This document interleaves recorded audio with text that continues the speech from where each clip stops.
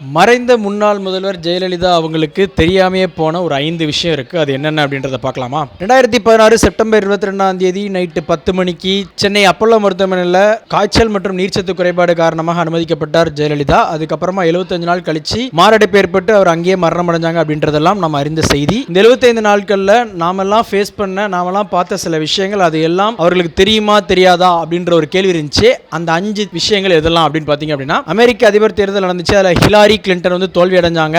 Hillary கிளின்டனும் ஜெயலலிதாவும் ரொம்ப நல்ல ஒரு ஃப்ரெண்ட்ஸ் அப்படின்றது எல்லாருக்குமே தெரிஞ்ச விஷயம். ஜெயலலிதாவுக்கு தெரியுமா தெரியாதா அப்படின்ற ஒரு விஷயம் இது. அடுத்ததா நம்ம நாட்டையே புரட்டி போட்ட ஒரு விஷயம் பணத்தடை, அதாவது 500 1000 செல்லாது அப்படின்னு சொன்ன டிமானிட்டைசேஷன் என்று அழைக்கப்படக்கூடிய அந்த விஷயம் நவம்பர் 8 வந்து நம்ம மோடி அறிவிச்சாரு. அதுக்கு முன்னாடியே ஜெயலலிதா அவங்க ஹாஸ்பிட்டல் அட்மிட் ஆனதுனால அவங்களுக்கு தெரியுமா தெரியாதா அப்படின்றது ஒரு பெரிய விஷயமா இருந்தது. அதுக்கு அடுத்து ஜெயலலிதா அவங்க ஆட்சி பொறுப்பை ஏற்றதுக்கு அப்புறமா அவங்க எதெல்லாம் எதிர்த்தாங்களோ சில திட்டங்களுக்கு, அதாவது சென்ட்ரல் கவர்மெண்ட் அறிவிச்ச சில திட்டங்களுக்கு அவங்க எதிர்ப்பு தெரிவித்தாங்க. அந்த திட்டங்கள் எல்லாத்துக்குமே பாத்தீங்க அப்படின்னா இப்போ உள்ள அதிமுக அரசு ஆதரவு கொடுத்துச்சு அப்படின்றது தான். அது என்ன அப்படின்றத பார்த்துருவோம். மருத்துவ படிப்புகளில் மாணவர் சேர்க்கைக்கு நாடு தழுவிய அளவிலான நீட் தேர்வு முறை, சரக்கு மற்றும் சேவை வரியான ஜிஎஸ்டி சட்டம், இந்த ரெண்டுக்கும் பாத்தீங்கன்னா ஜெயலலிதா அவங்க ரொம்ப எதிர்ப்பு தெரிவிச்சிருந்தாங்க. ஆனா இந்த ரெண்டுமே இப்போ வந்து ஓகே சொல்லிட்டாங்க இப்போ உள்ள அதிமுக அரசு. ஜெயலலிதா அப்போலோல இருந்தப்போதான் திமுக தலைவர் கருணாநிதியின் துணைவியார் ராசாத்தி அம்மாளும் ஜெயலலிதா அவர்களின் நெருங்கிய தோழி சசிகலாவும் சந்திச்சுக்கிட்டாங்க அப்படின்ற ஒரு விஷயம் இருந்துச்சு. ஜெயலலிதாவின் உடல்நலம் பற்றி கேட்டறிந்தார் அப்படின்ற ஒரு விஷயமும் இருந்துச்சு.